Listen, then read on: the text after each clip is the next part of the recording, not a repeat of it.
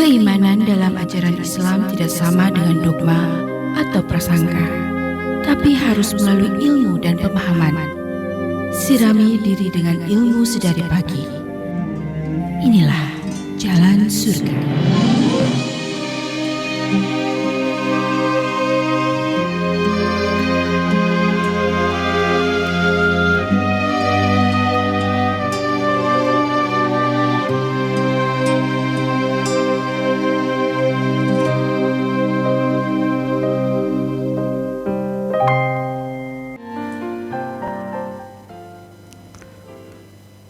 Alhamdulillah nahmaduhu wa nasta'inuhu wa nastaghfiruh wa na'udzu billahi min syururi anfusina wa sayyiati a'malina may yahdillah fala mudhillalah wa may yudhlil fala hadiyalah. Asyhadu an la ilaha illallah wahdahu la syarikalah wa asyhadu anna Muhammadan abduhu wa rasuluhu amma ba'du. Assalamualaikum warahmatullahi wabarakatuh. Waalaikumsalam warahmatullahi wabarakatuh. Sareng Pak Asep di Cimahi, Pak Ustad. Damang Pak Asep. Alhamdulillah. Samulina Pak Ustad sehat satrasna. Alhamdulillah, insyaallah ya. Aya pertarusan Pak Ustad anu kahiji saurna upami keluarga pembunuh teras diampuni ku keluarga yang dibunuh teu masihan nanaon bebas lah saudara gitu. Kedah saum berturut-turut dua sasih saudara nah leres nah henteu gitu. Terus anu kadua kamari Pak Ustad perjalanan ka Madinah saurna gunung ada aya anu mencair gitu kumaha teh daerah Madinah. Itu juga bohong ya. Mohon Pak. Enggak ada tuh. Air hujan saya. Ya, itu aja Pak. Mohon tenun Pak Ustaz. Assalamualaikum warahmatullahi wabarakatuh. Waalaikumsalam warahmatullahi wabarakatuh. Ya. Jadi pertama tadi ya mengenai hukuman ya bagi orang yang melakukan pembunuhan. Ya, jadi kita lihat ayatnya, ayat yang ke-92 surat An-Nisa, surat keempat sudah kita bahas ya.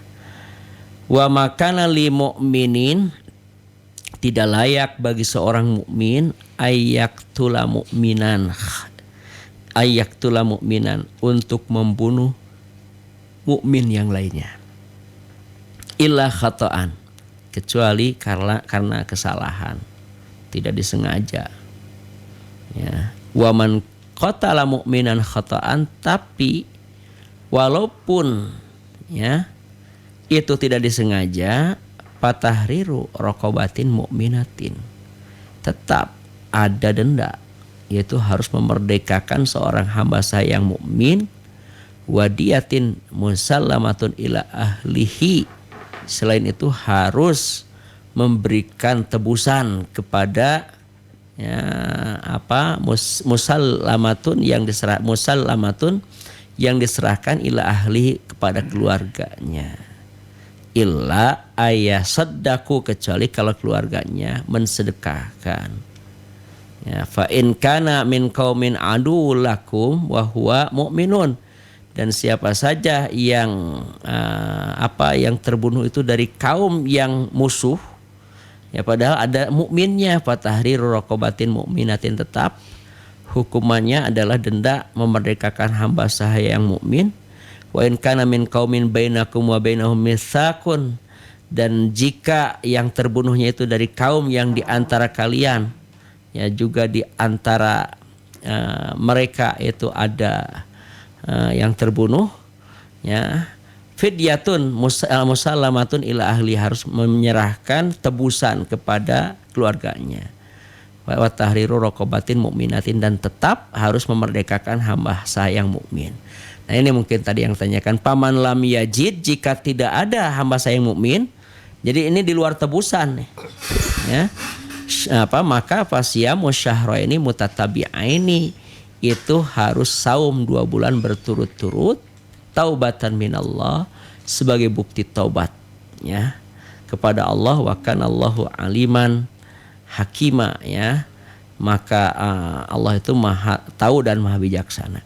Ini untuk yang membunuh tidak disengaja, tapi yang membunuh disengaja mah tetap kisos. Wa may yaqtul mu'minan muta'amidan, siapa yang membunuh seorang mukmin secara sengaja, fajazauhu jahannam, maka bagiannya adalah neraka jahanam, khalidan fiha, kekal di dalamnya, wa ghadiballahu alaih, dan Allah pasti murka kepadanya, wa la'anahu, dan pasti Allah mengutuknya, wa addalahu adzaban azima, dan pasti Allah menyediakan untuk dia siksaan yang berat, ya, siksaan yang besar.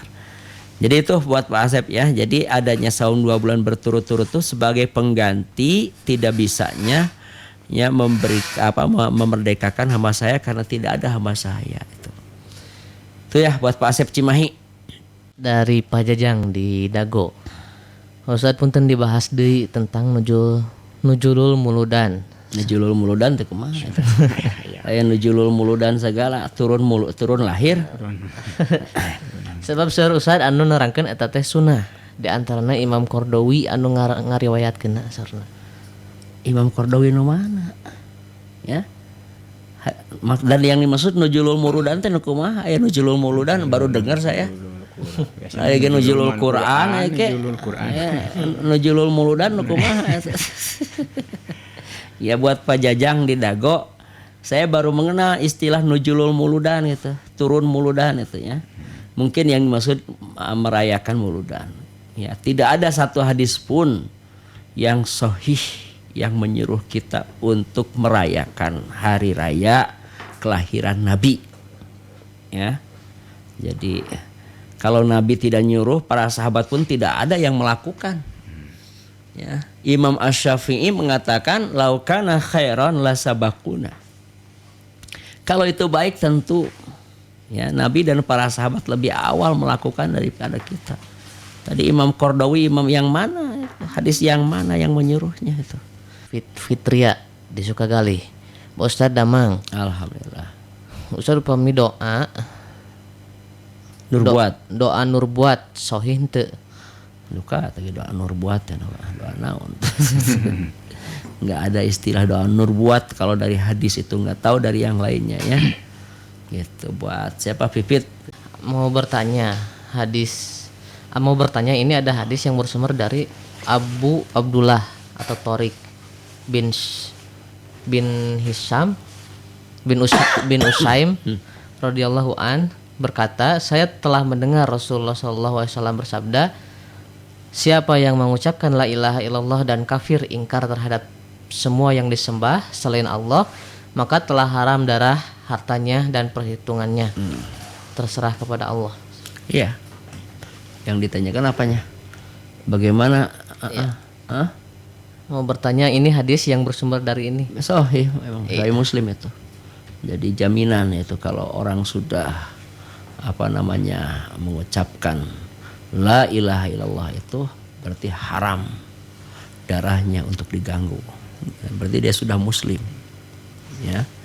Jadi asal tadi dia dibuktikan dengan mengkufuri, ingkar terhadap semua yang disembah selain Allah, tapi mengucapkan la ilaha illallah masih juga menyembah kepada selain daripada Allah, berarti belum benar itu syahadatnya. SMS berikutnya aja silakan. Ustaz, apa benar sehelai rambut yang menghalangi jidat ke lantai sholatnya tidak sah? Kemudian yang kedua, seseorang yang adzan apakah dapat pahala besar?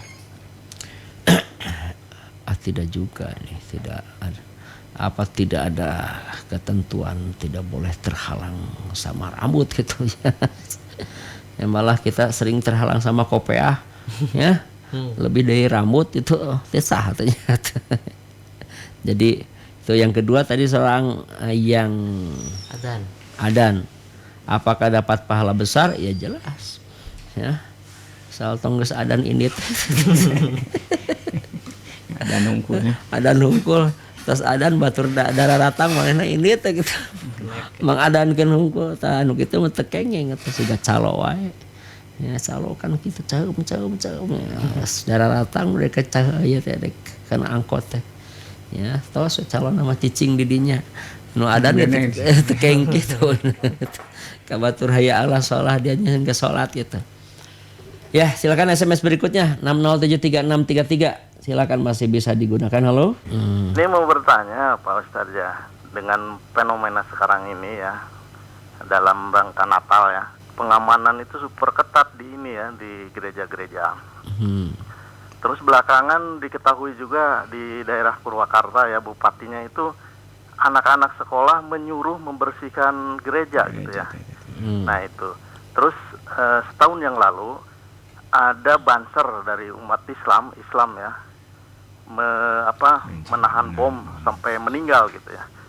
Nah ini menurut Pak Ustadz, akidah mereka ini bagaimana ya, kok bisa begitu ya? Umat Islam itu malah membela orang kafir gitu ya. Nah jadi bagaimana menurut Pak Ustadz, apakah ini dibenarkan atau mereka mati syahid atau malah mereka itu mati kupar gitu ya? Tolong dijelaskan Pak Ustadz. Assalamualaikum warahmatullahi wabarakatuh. Waalaikumsalam warahmatullahi wabarakatuh. Yang jelas kita selaku umat Islam itu ya, yang diajarkan oleh Nabi, kita tidak boleh mengganggu ibadah yang dilakukan oleh mereka. Itu yang harus jadi catatan ya. Jadi tidak boleh mengganggu ibadah yang dilakukan oleh orang-orang kafir. Ya. Lakum dinukum waliyadin, itu kan, bagi kalian agama kalian, bagiku agamaku. Ya. Tapi tidak boleh juga ya kita ikut membantu ya peribadatan mereka ya. Jadi ya dalam urusan akidah itu kita sudahlah itu ya. Kita ketika beribadah tidak perlu bantuan mereka. Mereka juga beribadah nggak akan kita bantu. Ya, itu lakum dinukum waliyadin itu. Ya, jadi justru kalau misalkan kita berlebihan seperti itu, tadi saya katakan tuh berlebihan juga tuh. Ya, mana ada Nabi ataupun para sahabatnya ya melindungi orang dalam pengertian menjaga orang-orang yang sedang melakukan penyembahan terhadap berhala, nggak ada dalilnya. Coba kalau misalkan ada ini, kalau misalkan itu betul ya, berita-berita di medsos juga tuh mengenai ada ulama yang mempertanyakan dalil, apa sih dalilnya katanya yang melarang kita ya untuk ikut-ikutan pada agama mereka untuk mengucapkan selamat. Itu kalau betul tuh berita itu terlalu kiai itu. Ya. Pertama, sejak tahun 82 juga Majelis Ulama Indonesia ini ya, ketika dipimpin oleh Buya Hamka, itu fatwanya belum dihapus sampai hari ini. Bagi umat Islam ya, itu diharamkan untuk mengucapkan selamat kepada mereka. Ya, karena memang ya dalam Al-Qur'an ataupun dalam hadis juga nggak falatak udu ma'ahum itu. Ya, jangan sampai ikut duduk bersama mereka itu. Jadi kita nggak akan mengganggu, tapi tidak boleh juga kita jadi ikut memberikan bantuan terhadap mereka yang sedang melakukan ibadah yang menurut kita ibadahnya keliru itu. Kalau mereka misalkan menganggap ibadah kita keliru juga silahkan gitu. Kita nggak akan apa-apa mereka menganggap ibadah kita keliru ya. Ya, kalau itu yang dianggap oleh mereka. Tapi kalau ada umat Islam sendiri yang menganggap kita keliru, nah itu perlu diluruskan oleh kita. Jadi kalau tadi yang ditanyakan oleh Pak Dian, gimana orang yang seperti itu? Ya orang yang seperti itu kalau memang dia tidak mengerti, ya kasih tahu oleh kita. Mudah-mudahan Allah memberikan petunjuk gitu. Tapi yang sudah mengerti seperti itu, nah itu ya itu tentu saja mendapatkan hukuman dari Allah itu. Ya, wala ta'awanu 'alal itsmi wal 'udwan. Ya, janganlah kalian saling menolong dalam urusan dosa dan permusuhan. Menurut kita kan itu dosa. Ya, mengakui bahwa Allah punya anak itu kan jelas itu sebuah pelanggaran, sebuah kekufuran. Masa mau dilindungi oleh kita ketika merayakan? Ya, ketika orang yang mengakui Allah punya anak kemudian kita ikut-ikutan untuk memberikan bantuan di dalam peribadatannya, itu jelas melanggar itu ya. Gitu ya Pak Dian. Pak Ustadz mau tanya, ada hadis yang menyatakan afadul ilmi anisyanu wa ida atuhu antuhadisa bihi ghoiro ahlihi, hadis riwayat Ibnu Abi Syaibah. Ini bagaimana Ustadz kedudukannya? Ada hadisnya maudhu ya. Jadi afatul ilmi anisyan itu hadis maudhu, hadis palsu ya. Kemudian dhaif ya, bisa dilihat di dalam silsilah al hadis dhaifah. Afatul ilmi anisyan wa idha'atuhu antu hadisu bihi ghairi ahli. Dhaif, hadisnya nggak bisa digunakan ya. Jadi hadisnya termasuk hadis yang dhaif ya. Ini diriwayatkan oleh siapa? Abu Sa'id, ini bukan Ibnu Abi Syaibah ya, Abu Sa'id al-Ashudj ya, kemudian Imam al-Abnusi juga meriwayatkan sama, kemudian juga ini hadisnya bahkan kata Imam al-Albani ya. Jadi hadis ini selain tadi ada yang mengatakan maudhu ya, ada juga dikatakan ya mauquf ya, juga dhaif dan mu'dhal, ada sanad yang terputus. Jadi hadisnya dhaif ya. Jadi afatul ilmi anisyan wa idha'atuhu antu hadisa bihi ghairu ahlihi ya, walaupun lafadznya bagus tuh ya. Jadi afatul ilmi anisyan ya wa idha'atuhu antu hadisu bi ghairu ahli, nggak bisa digunakannya. Assalamualaikum warahmatullahi wabarakatuh. Waalaikumsalam warahmatullahi wabarakatuh. Ada Bang Ustad. Alhamdulillah, sang saya teh Pak Ahmad. Mohon ke Ustad ayeuna seueur nuju ngetren ya dina toilet teh tah. Nah hajal itu ngartos gitu tah. Nah ieu teh mun terlepas mah ieu teh dina bahasa Ethiopia tanapi Bali kuno gitu tah. Nah terus teh naon teh? Nah saya Tuhan tanapi saya Yahudi gitu tah. Nyungkeun penjelasan teh Ustaz. Aturun. Assalamualaikum warahmatullahi wabarakatuh. Assalamualaikum warahmatullahi wabarakatuh. Maqasidul lafzi ala niyatil lafidz. Maksud suatu ucapan itu tergantung niat yang mengucapkannya apa maksudnya. Saya nggak tahu, saya udah nggak pernah tololetan begitu gitu ya. Cuman saya kaget saja pas pulang umroh kemarin di bis, kok kenapa banyak orang yang kayak ini ya, aneh gitu ya. Ya bus langsung dipasangan bacaan tololet begitu. Kan saya nggak tahu kan, baru datang ke Indonesia ternyata di jalanan banyak anak-anak yang begitu. Itu tergantung niatnya. Ya, kalau misalkan niatnya yang dimaksudkan tadi bahasa lain, ya itu menyatakan Tuhan orang lain, ya kita jangan sampai terbawa lah. Tapi saya tidak mengatakan yang lain-lain itu, pokoknya kembali kepada niat yang melakukannya apa maksudnya gitu. Maqasidul lafzi ala niyatil lafid ya. Dan ke SMS berikutnya. Ya, Ustadz upami nolak anu barade huruj di daerah abdi itu janten dosa. Ya, kumaha? Nolak anu barade huruj di daerah abdi itu janten dosa. Kalau DKM-nya punya pertimbangan-pertimbangan tertentu, enggak. Pertimbangannya merasa tidak nyaman karena orang enggak dikenal, misalkan walaupun sesama muslim, tapi kan kegiatannya ini sampai berhari-hari, bermalam-malam itu. Ya, DKM merasa ini enggak nyaman, enggak masalah.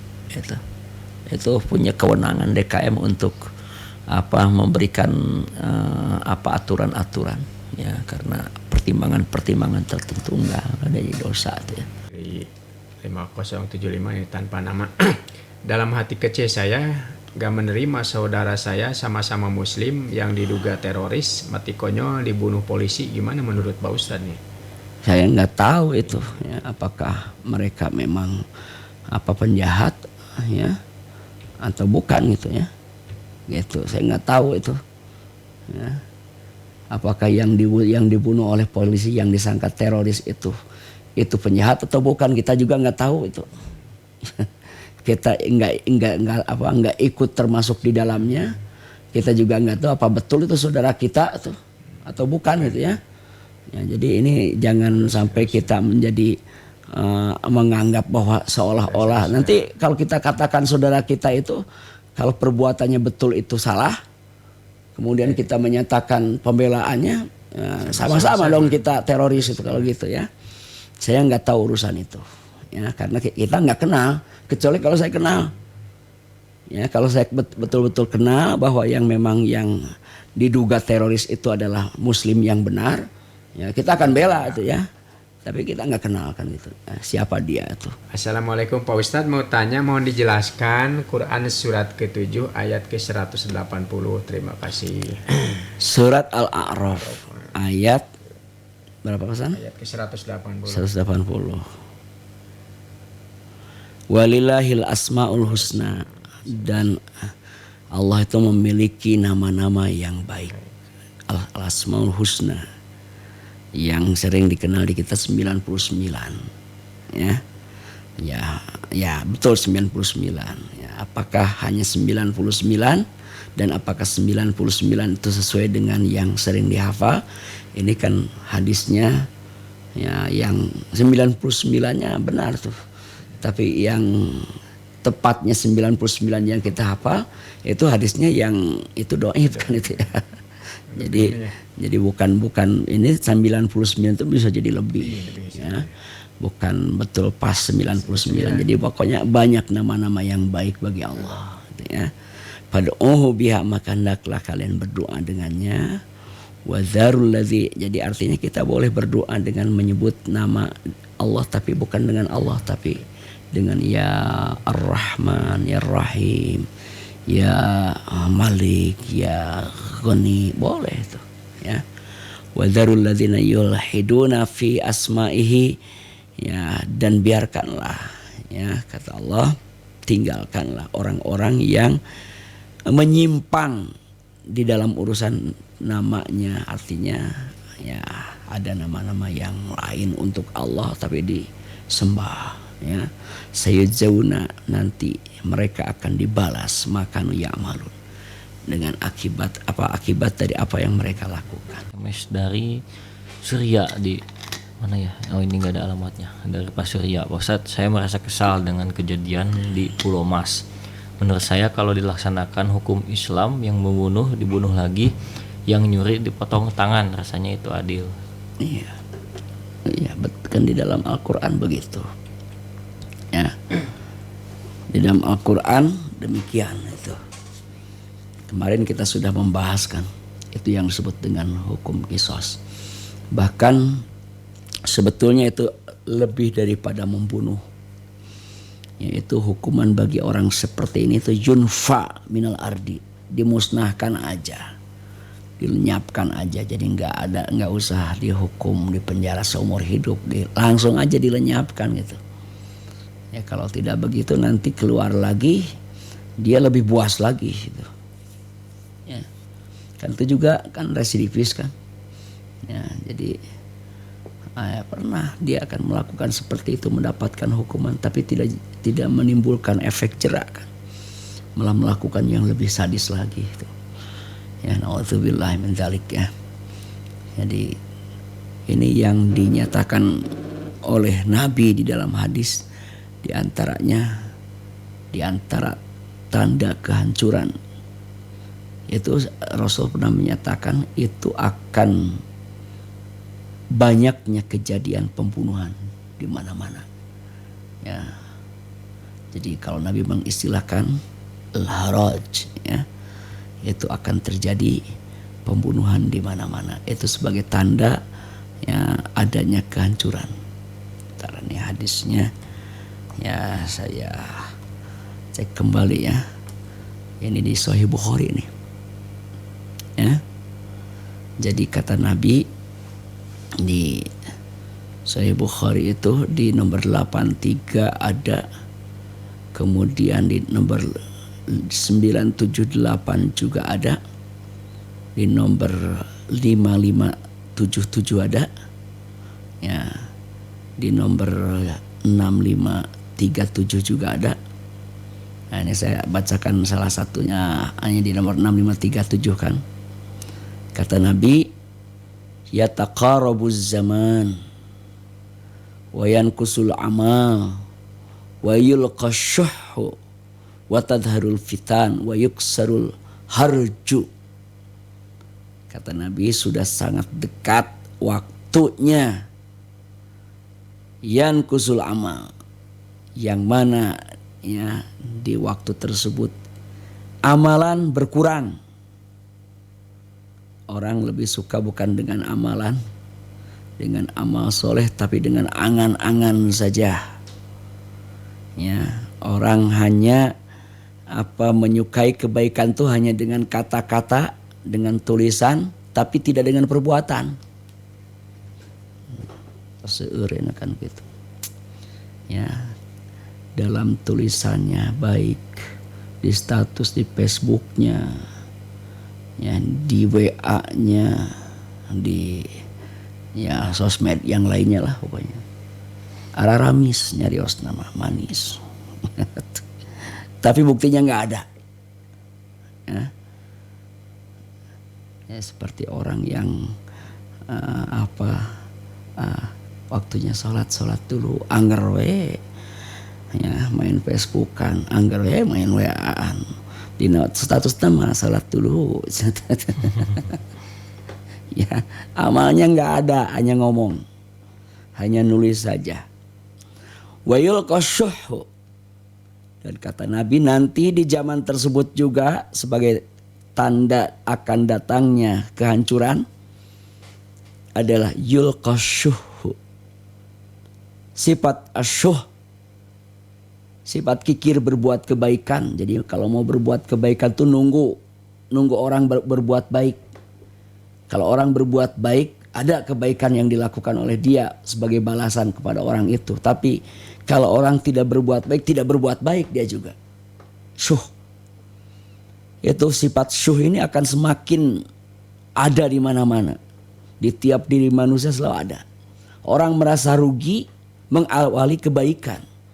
Orang merasa rugi ketika melakukan kebaikan kepada seseorang, karena orang tersebut yang akan diberi kebaikan itu tidak pernah berbuat kebaikan. Asyuh. Kemudian watadharul fitan, dan akan nampaknya kekacauan. Ya, seperti yang kita saksikan di saat sekarang ini. Ya, kekacauan di mana-mana, baik secara menyeluruh di dunia ini, peperangan. Ya, termasuk di dalam negeri kita juga. Ya, persengketaan.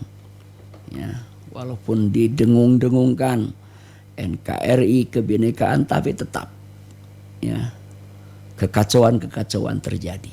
Wa yaksurul haraj, kata Nabi. Wa yaksurul harju, dan al-harju juga itu semakin banyak. Qalu, mereka bertanya kepada Nabi, ya Rasulullah, ayyum huwa, apa yang maksud dengan al-harju? Qala, Nabi mengatakan, al-qatlu, pembunuhan. Al-qatlu, pembunuhan. Jadi ini yang digambarkan oleh Nabi ya, sebagai sudah dekatnya tanda kehancuran itu terjadi, di antaranya banyaknya terjadi pembunuhan di mana-mana.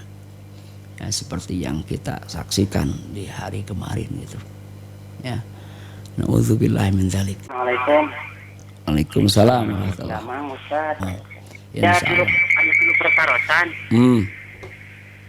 Anu kahiji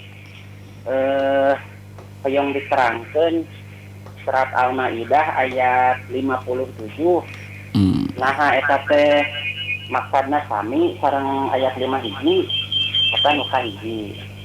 Anu kadua, kumaha kalau misalnya urang teh contoh janten security gitu nya.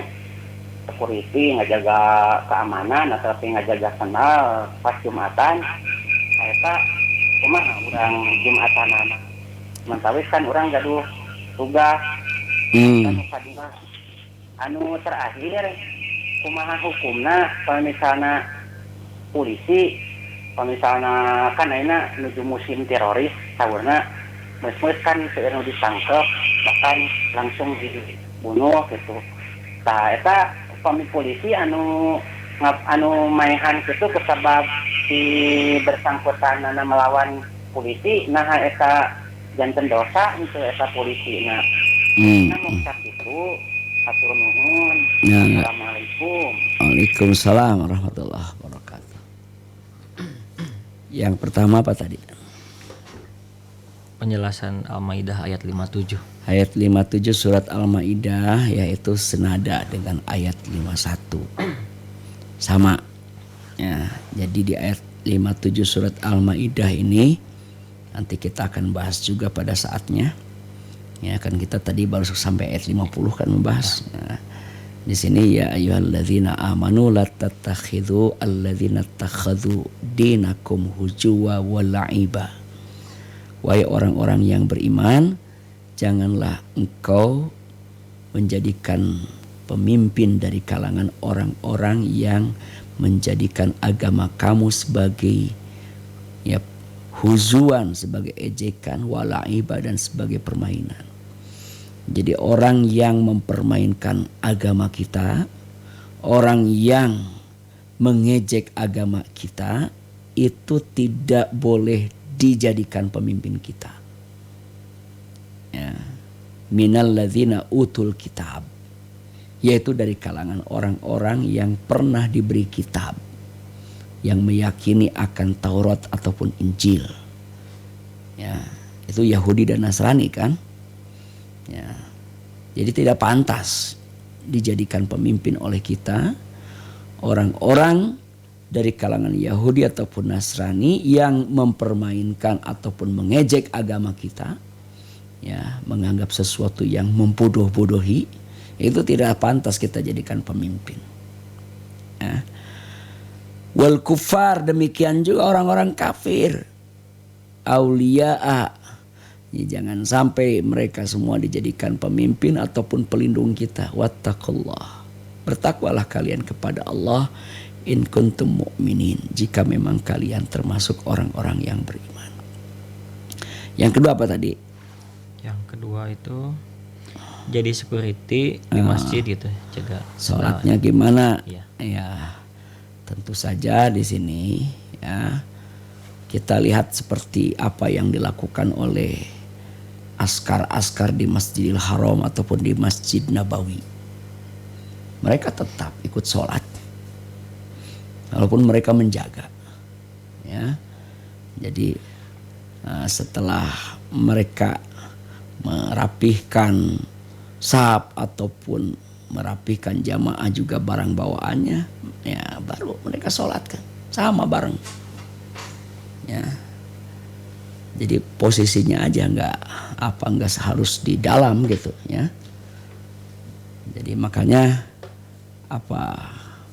ini perlu di tiap masjid itu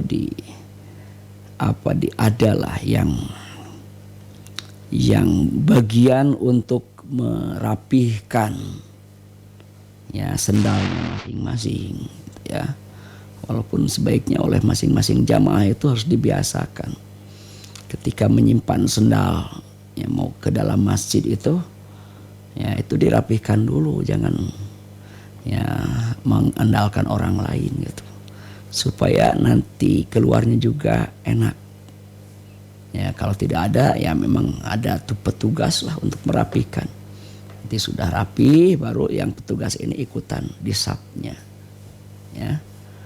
Nah ini ya tentu saja tadi posisinya si security itu ya bisa saja ya ngambil sapnya di luar misalkan. Ya setelah menyelesaikan pengamanan sendalnya ya baru ya dia mengambil posisi sap. Gitu. Jadi bisa saja itu dilakukan ya. Jadi saya sering melihat di Haram ataupun di Nabawi, mereka biasanya melakukan sholatnya udah kelihatan aman semua ya, lalu sholat ya, kadang-kadang masbuk tapi tidak sampai ketinggalan rakaat gitu ya. Jadi imam sudah takbir, yang lain sudah takbir juga, biasanya security baru masuk ya, sholat itu bisa dilakukan. Yang ketiga apa tadi? Hukum menjadi polisi yang menangkap teroris. Kalau memang sudah jelas ya orang itu bersalah, kemudian mau diproses hukum malah melakukan penyerangan, ya tentu sebagai aparat keamanan itu diizinkan kan untuk melakukan pembelaan diri. Ya, karena kalau tidak begitu orang tersebut akan menyerang gitu ya. Hanya tentu saja ya itu jangan sampai sudah diniatkan lebih awal untuk membunuh gitu ya kan, fungsinya untuk melumpuhkan dulu itu. Tapi kalau langsung disasarkan, langsung ditembak mati mah itu sebetulnya ya bisa kena nanti dengan aturan yang lain, bisa dianggap melanggar HAM juga tuh. Karena orang tersebut kan belum diadili juga tuh. Ya. Belum punya hak untuk dihukum mati di tempat itu kan itu. Ya, itu juga mungkin perlu perlu ada batasan-batasannya. Ya, kalau misalkan tadi tujuannya bukan untuk menyebabkan dia mati, tapi menyebabkan dia lumpuh supaya tidak melakukan perlawanan. Nah, itu masih bisa diterima gitu. Sebab dalam aturan Islam juga sama ya. Jadi yang berhak untuk melenyapkan nyawa seseorang itu ketika pengadilan sudah memutuskan. Kecuali kalau misalkan dalam keadaan dianggap sebagai sebuah peperangan, beda dianggap perang tadi. Kalau dalam perang itu kan kalau tidak membunuh dibunuh itu hukum perang itu. Ya buat Hamdan tadi mana Cisaranten ya. Dan kita akhiri saja. Aku qouli hadza wa astaghfirullah li wa lakum. Wassalamualaikum warahmatullahi wabarakatuh.